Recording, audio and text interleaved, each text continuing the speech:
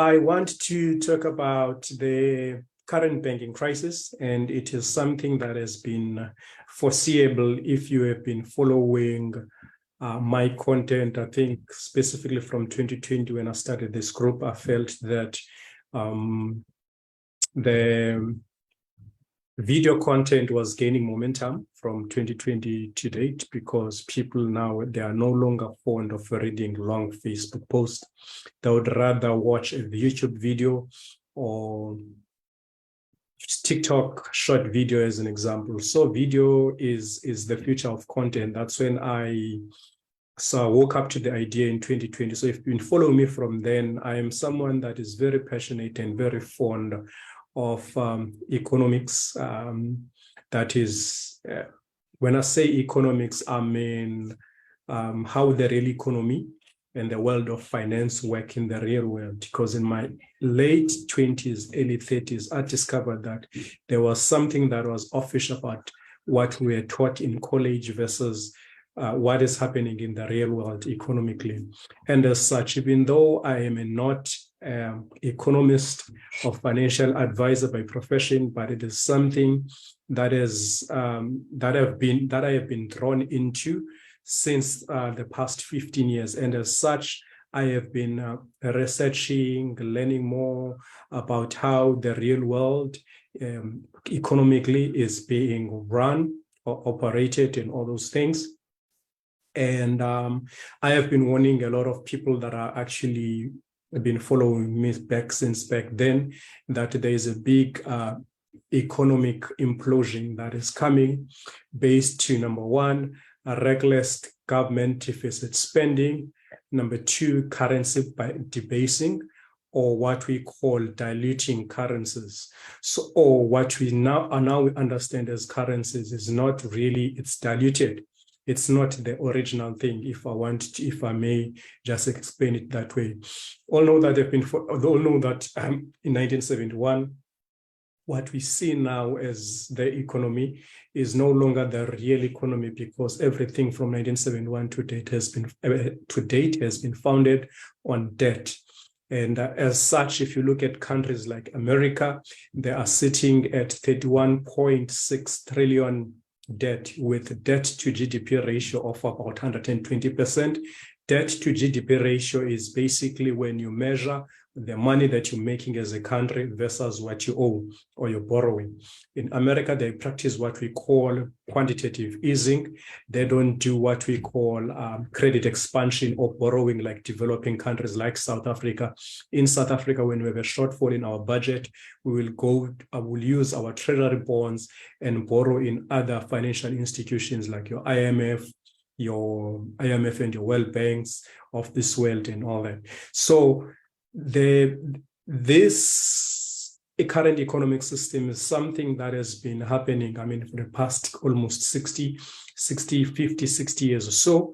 And it was a disaster waiting to happen.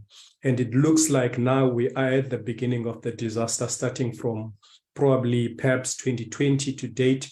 And you all know that even though we went into a pandemic in 2020, majority of economies, more especially the world economies, the biggest economies, which is the US, the UK, etc., have never actually recovered fully. Even developing nations or so-called third world countries like South Africa, they have not actually developed, they have not recovered fully.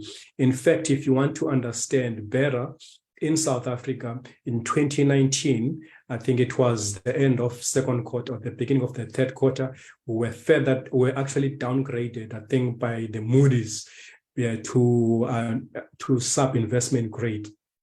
And I think towards the end of the financial year, was at the beginning, I think it was around the third week of the end of the financial quarter, that is March of 2020, we were actually further downgraded again by it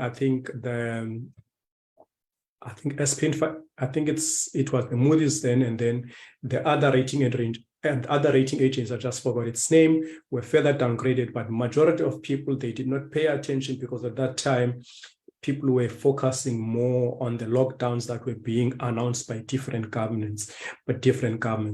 And fast forward to early 2020, early to mid 2022, and then South Africa started these rolling blackouts. As I always say, if there is no steady supply of energy or power to an economy, there won't be an economic activity. And without any economic activity, there won't be any revenues to collect, because manufacturing, different companies, small and medium enterprise, they rely on power to to keep their business running. So if there are no businesses that are running, instead it's the actual opposite.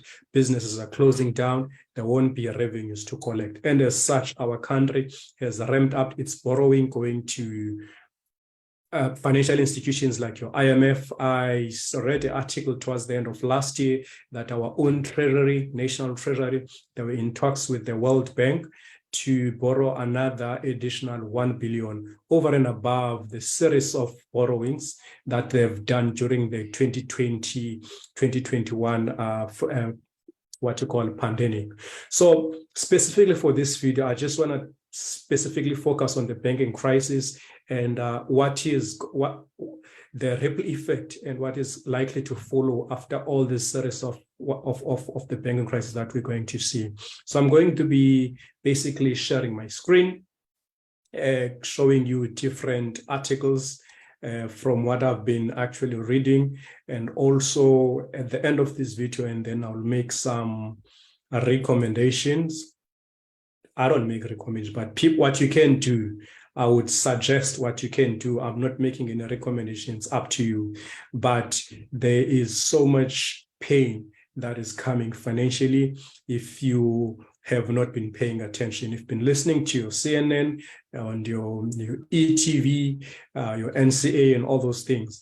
Remember, those guys, they will never tell you what is really going on. If you've been waiting for government to make that pronouncement, the government is malicious of always actually making announcement on disasters on the 11th hour when it's already late. When the government says that we are in trouble, know that it's already late, as an example. So I'm gonna be sharing now my screen. Thank you so much, Mr. Sangrela. You still owe me a visit, by the way. I hope you're gonna come tomorrow on what we have discussed earlier on this week. So now I'm gonna share my Zoom screen with you. We're gonna start with the article by Yahoo Finance on the why Silicon Valley crisis is rattling America's biggest banks. Okay, according to this article, the problem of the two small banks on the West Coast are rippling across markets and causing new investor concerns about some of the country's largest financial institutions. Why? 3 words. They are blaming on rising interest rates. Again, this is the mainstream media. They are blaming it on rising interest rates. I will tell you what has caused this with what I'm going to show you now. This is what they're saying. Look at the mainstream media. The Federal Reserve aggressive campaign to bring down inflation helped set stage for major problems at two of California's institutions, SVB Financial and Silvergate Capital, as an outflow of deposit forced both to sell assets at a loss. Those assets were bonds. Banks are big investors in assets like treasury bills. That's true, because they need lots of safe place to park their cash. Many financial institutions piled into these investments during the period of historical low interest rates that spanned the early years of pandemic, as banks took in tons of the new deposit and lending was somewhat restrained.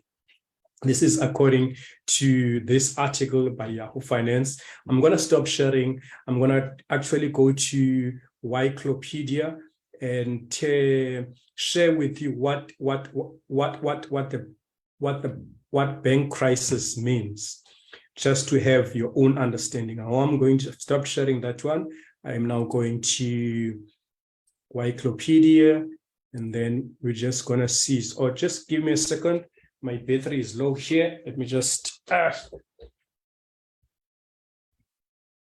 I'm back.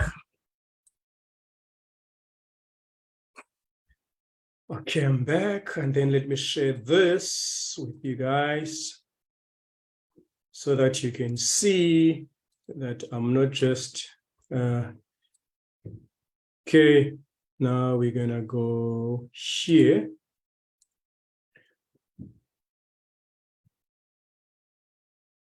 All right. Okay.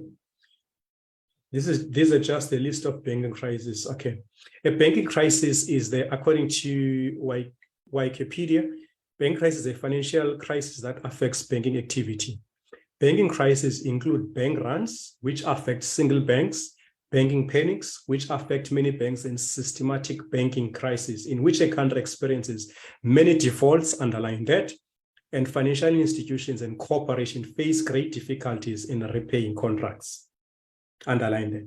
A banking crisis marked by bank runs that lead to demise of financial institutions, or demise of financial institutions that starts a string of similar demises. So according to the Wikipedia, there's going to be a series of these. The Silicon Valley Bank was just the beginning. There's going to be more of these that you are going to see, not only in America, even developing nations like South Africa.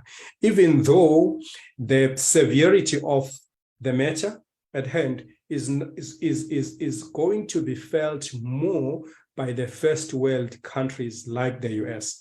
Just to list in terms, just to check in terms of the banking crisis, going back to history in the 18th century, they had one in 1673 and the other one, the Panic of 1796 to 1797. Looking at the 19th century, there was a panic of around 1896, acute US recession, and then 20th century, which you might remember, more especially towards the end of the 20th century, most of the early the early 70s, late 70s, early 80s babies, they are going to remember these ones. 1988 to 1992 Norwegian banking crisis, Venezuela banking crisis in 1994. 1998 collapse of the long-term capital management, the Russian financial crisis 1998, and then 21st century, where we are now. Most of you will remember these ones. 2002 Uruguay banking crisis, 2003 Myanmar banking crisis, and currently we are going to see the biggest implosion. Oh, you might be wondering what causes this banking crisis. Those that have been following me, you would remember that I said that one of the fundamental issues that has actually resulted to where we are financially and economically as the universe, as the world, it's due to, one, I said, government deficit spending. Government, they are able to spend money that they do not have, and take that money that they do not have, they borrow it from other financial institutions like the World Bank and the IMF. And then once that money is in their coffers, they would spend it in programs like public works, social security, etc., etc. And then in return, they would charge interest in a form of direct taxation, what we call income tax and corporate tax from its citizens. I think corporate and income tax was introduced around the 1700. And in 1913, that's when they started there's what we call the Federal Reserve Act, which actually ushered us towards the institutionalization of the first Federal Reserve Bank of the world, which was in US in 1912, and its first doors opened around August in 1913. If you remember, if you're South African, what really transpired in 1913? 1913, I think there was this law in South Africa that was instituted, I think Group Areas Act, the Land Act as well, where we're actually divided into all these former homelands, the black, the pink, and the brown people. They had to be separated and all that. And the Federal Reserve Bank, that was our first Federal Reserve Bank that was opened in the US. And then from there, they've introduced the income tax and the income tax. And then in 1971, the then president of the US, called by the name of President Richard Nixon took the American dollar off the gold standard, which meant that what was money before 1971 was no longer money. That's the reason why they call today's in money to date as currency. The US dollar is not money, it's currency. South African rand is not money, it's currency. Namibian pula, it's not money but currency. Zim dollar is not money but currency. Money before 1971 was money in the sense that it had sound money principles, because what we call currency now was backed by precious metals. So which means if you had 50 rand in your pocket, you could walk to any bank, you'll be able to exchange that for gold and silver. So gold and silver is real money.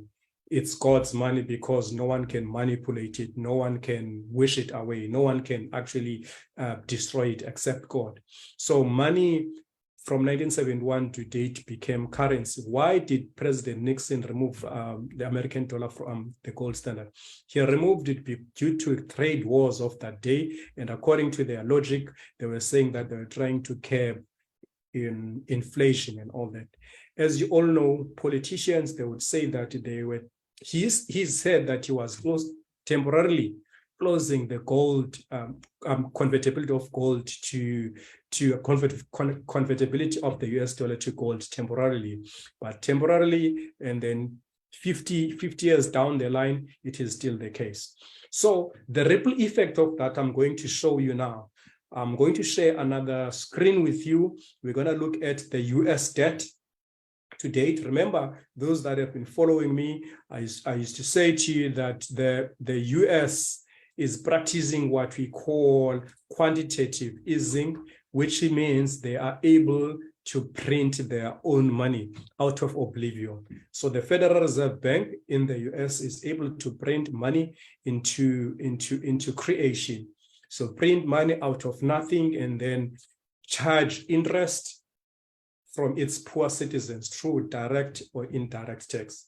There are so many people that believe that because the US is practicing quantitative easing and it's printing its own currency, therefore they don't have to pay that money.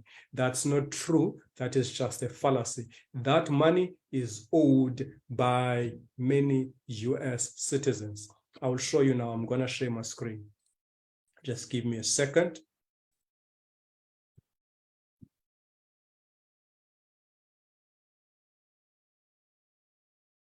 Hope you can see my screen. Okay. Here is the US debt clock. My source is usdebtclock.org. What is the current US debt? The current US debt is 31,608 billion US dollars.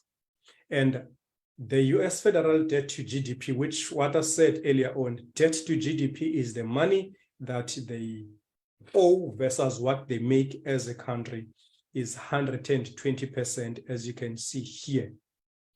And the US gross domestic product to date, that is for this year, 2022, is a lousy 26 trillion rands. So if the US gross domestic product, which is the money that they make in their economy as the country, is 26 trillion, and they're owing 35.6 trillion dollars. I nearly said rands, dollars, because I'm a South African, dollars. So it means that if push comes to shove, they were actually required by the Federal Reserve Bank, which this money is being owed to by its citizens, they were required to pay this money immediately. It means that 100% of their GDP, of their profit as a country, would go to paying that debt. They would be left with nothing.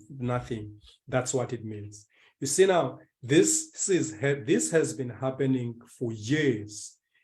Government deficit spending and also currency debasing is the cause of the current banking crisis. Now, I'm going to stop sharing this one. I'm going to show you the Japan debt crisis as well. Okay, I've stopped sharing this one, and then let's now look for Japan. I'm going to share with you now. I'm going to show you with now. We look for Japan, and also after Japan, we look at South Africa. Okay, now I'm going to share my screen, and then let's look at Japan in other countries so that you know that I'm not just speaking my own mind. There you go, the US debt clock, but fortunately the biggest economies I've listed there, US being number one, 31 trillion. GDP, it's 26 trillion. Like I said, China, 14 trillion USD. I mean, gross domestic product for China, it's about 17 trillion. Japan, 13 trillion. Debt to GDP ratio is 300%.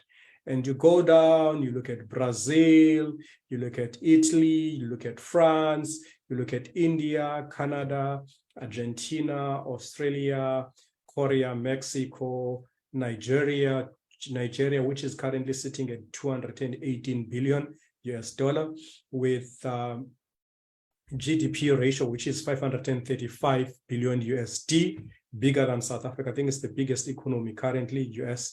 Their debt to GDP is 40%. I believe that is understated, which is the same case with South Africa.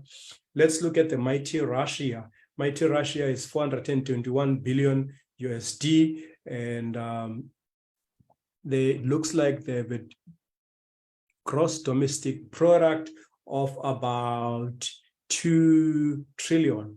So look at their debt to GDP. Their debt to GDP is only 26%. Now let's hold it right there. A healthy debt to GDP ratio of any country should be below 35%.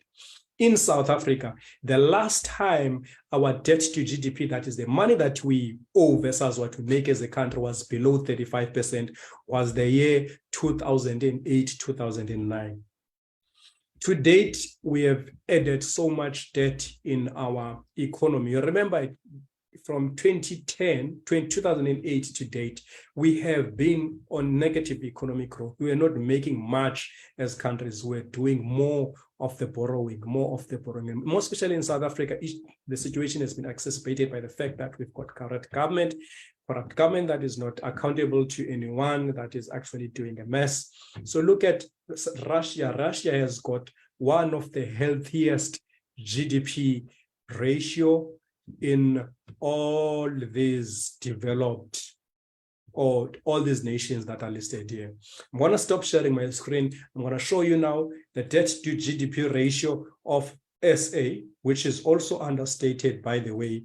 The current figure should be around, to 4.7 trillion. I think it's currently saying, I'll show you now. Let's look at our mighty South Africa, our beloved country. It's in billion. Let me first convert it into rands. According to this, it says that we owe 4.1 trillion rands. And what is our current budget for this year? Oh, by the way, the GDP of South Africa is around 2.5 trillion, more or less. This is understated. It's understated because, according to the Minister of Finance's medium-term budget policy statement, which happened end of October 2022, he did mention that we have, as a country, we've inherited about 400 billion rands Eskom debt to our national treasury. So which means that after inheriting that from Eskom, it took our debt to GDP, it took our national debt to 4.7 trillion. 4.7 trillion, when you convert that into USD, is plus minus 263 billion USD. So we are really in trouble as a country. In terms of the debt, or debt to GDP as a country, according to this, it saying that we're at 68%. Because I said earlier on, it's understated, we are sitting at 85%. The Minister of Finance was saying that between now and the next 3 years, we have a possibility of actually paying. We've got what we call debt to debt service cost, which is paid once on annual basis to those people that we owe. Currently, we are paying about 350 360 billion South African rands. From the 1.5, 1.6 trillion budget for this current financial, in fact, this year, I think it's 1.3, a whopping 230, 250 billion goes towards, in fact, not 300, I think it's 360 billion goes towards debt service cost, which is a representation of 20% of our budget goes towards servicing debt as a country. That's how bad the situation is. And then add to the mix the fact that we have rolling blackouts, which are killing the economy, which are putting our economy to its knees for the past 8 months or 9 months or so. Government that is riddled with corruption, with disregard of law and order. We are really in trouble as a country. So what you saw in my first screen that I shared on the banking crisis, those are the beginning. It's only the beginning of the birth pains. There is more pain that is coming financially. So ready yourself. Immerse yourself and make sure that you sanitize yourself spiritually, psychologically, emotionally, economically, and otherwise. There's going to be so much pain. Those that are currently rich and wealthy, they are probably going to do that's fine, but they are going to lose probably 20 to 40 to 50% of their portfolio. Those that are poor, there's obviously going to be much more pain. And furthermore, more pain is going to be felt by us, the middle class. And there are two things that are going to happen after this current crisis. It's either you become rich or poor. There is no going to be in between. We have officially come to the end of the industrial age. When I say industrial age, you know the industrial age was famous by one thing, the job boom economically. We have come to the end of the job boom. We're going back to the agrarian age where you were either rich or poor. There was no in between. Be that as it may, it does not look all gloomy because there's going to be more opportunities. I'm sharing this with you so that you can prepare yourself. If you've been listening to SABC Newsroom Africa, NCA, CNN and BBC, they won't really tell you what is going on. Remember, those that owns the most money in this world also owns the mainstream media. That's the reason why you won't hear what I'm telling you in the mainstream media. So in order for you to prepare yourself, there are many ways. I said to a friend who asked me on my post that I posted earlier today or yesterday, he said, what can you do? I said to her, go off grid, spiritually, emotionally, psychologically, economically from the current system. I know it's totally impossible to be 100% off the grid along the areas that I've highlighted. But what you can do, you can actually try to reduce 50 to 60% of your total dependence to the current matrix or the current economic system and the current government. You'll do just well. We are going to go back to the time where we need to be responsible for producing our own food, make sure that we produce our own water. We make sure that we're totally not dependent on the current government, because everything by the looks of things is going to collapse. So if you're a South African, we can attest to that. There are many ways that you can actually protect yourself financially. So if you're one of those people that is sitting there and wondering, how can I prepare myself for this coming implosion as how can I prepare myself and my family against this coming implosion? You must have a strategy. My strategy might not be suitable for you, vis-a-vis, but the most important thing, if you are a believer to the Almighty, you must pray, because the current conventional wisdom is not going to assist you that much. You'll need to dig deeper than that and understand that what is coming is more greater than what mainstream media and what people are saying. Is going to be more severe. So ready yourselves, and do let me know in the comment section what you have found. If you have found this clip to be very helpful in terms of opening, I hope I might have actually sort of poked something in you to do something, because obviously unemployment rate is going to skyrocket in South Africa because of load shedding and steady economic growth. In fact, very slow economic growth for the past few years. So let us ready ourselves, and I hope you have enjoyed it, and do let me know in the comment section what you guys think. Thank you very much for tuning in, and I hope that the good Lord will guide you towards making the right decision and the right strategy for you and your family. Thank you. God bless. Cheers and bye.